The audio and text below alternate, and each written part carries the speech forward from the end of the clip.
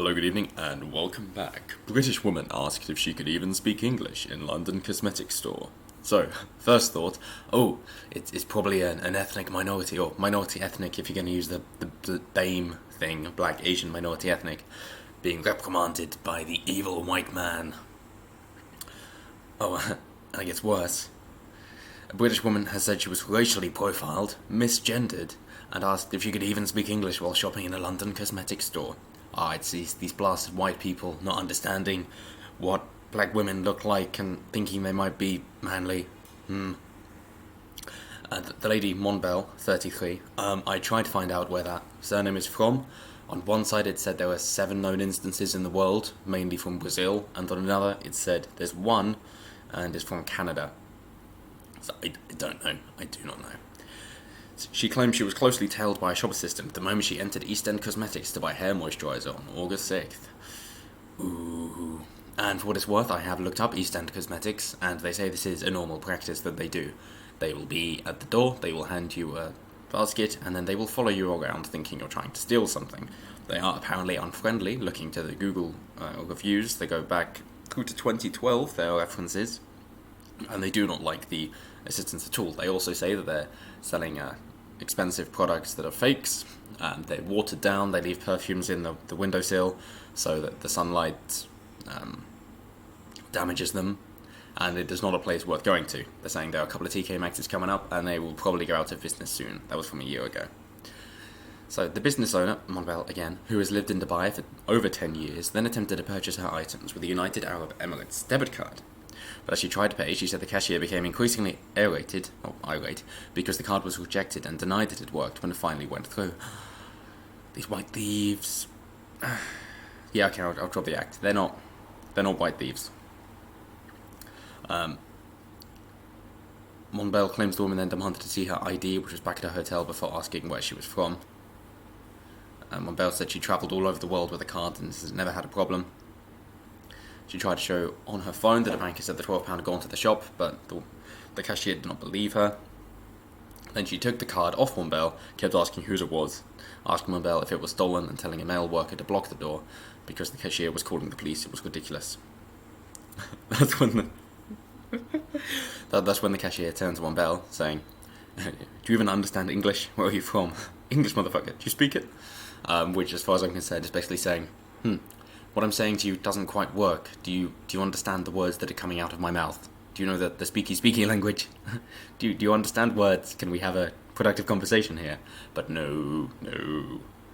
Because now it's going to be racial. Because basically, it doesn't matter what you say, it matters who you're saying it to.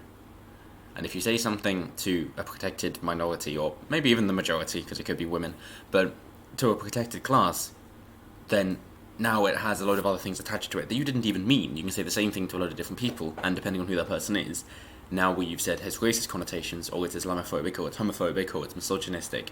So, better be careful now, because the truth doesn't matter. So Monbel's thinking, whoa, okay, this is a different vibe. This is not right. She's telling me I'm foreign, that I shouldn't even be here, all while using male pronouns. It's weird because she was Asian herself. Oh no. Oh dear. The oppression Olympics. Who would have thought? There's a black person having trouble from an Asian person, and this is happening in London, because multiculturalism, this whole melting pot, this clearly works, doesn't it? No. And they're not mentioning which part of Asia. It normally means the Middle East. But nonetheless, I'm sure you're aware that in China, for example, they are very racist, and they're not a big fan of black people out there, and they prefer to try and whiten their skin, because it's a similar thing of women having longer nails in the West, that it shows that they haven't been working, that they're more refined than that. And if they have a big tan, which would then the extreme of that would then be black, that they're clearly lower class. That's basically where it comes from. So they prefer to have whiter skin. So back to Monbel. It's weird because she was Asian herself, which is completely not an issue. But will that save you? But for her to tell me I don't understand English in broken English was bizarre.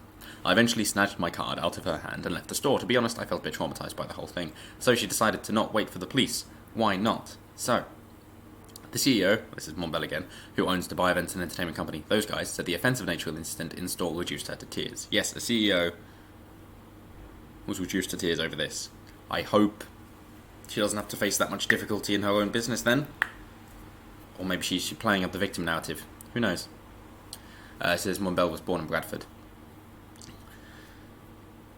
So Monbel said, when you're black and someone is threatening to call the police, even if you know it's such an insignificant thing, you might think, are you joking? Sure, let them come, I'll talk to them. But there's still a part of you thinking, what if the police come and I have to go through the same battle with them? What if the wrong police officer comes and it's another whole story?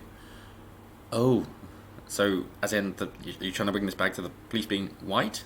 I mean, it's the whole thing with Black Lives Matter a few years ago in the UK, trying to close down Heathrow Airport. That, okay, in America you might have a point, but in England you don't. There's more police brutality as a proportion against white people than black people. More white people die in police custody than black people, as in proportionate to the total population of whites versus blacks.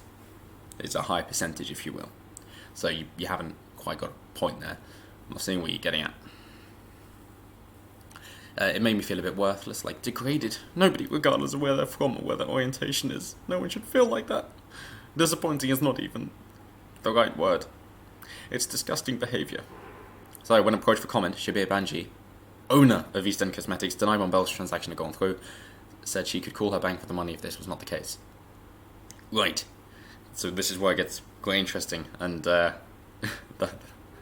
hierarchy comes in. Mr. Bungie said there were so many scams going on, there's so many cards that are stolen and being used in this city. Oh, and you're thinking it's the black person, are you? No, according to the reviews, it's just what they do. Why would my staff, knowing how strict I am in customer service, be rude to a customer? Well, the reviews suggest you are, but nonetheless, let's go with it then. He said, when somebody says to me, you're racist, I say, listen, I'm from Africa. Racism is not within my company philosophy. We are all migrants ourselves. I employ people in the company of all ethnicities. Any whites? No, okay. But, hey, here's a fun thing then. So, multiracialism might work, but if you've got multiculturalism, maybe it's not going to work. And maybe this is where it'll finally fall apart. Because now we can treat people as individuals instead of belonging to different groups. Because otherwise you've got to work out the victim hierarchy and the whatever you want to say first. Before going, well, these are the facts and here are the individuals. So hopefully we can now get back to the individuals, back to individualism, and not have to worry about race, ethnicity, gender, sex, sexual orientation, or any of that. So that's it for now. Let me know what you think below. Do you think this is an event of multiculturalism not quite doing so well, and that's why it's made front page news from the Metro, from their website, or do you think I'm missing something entirely? Let me know, and I will see you next time.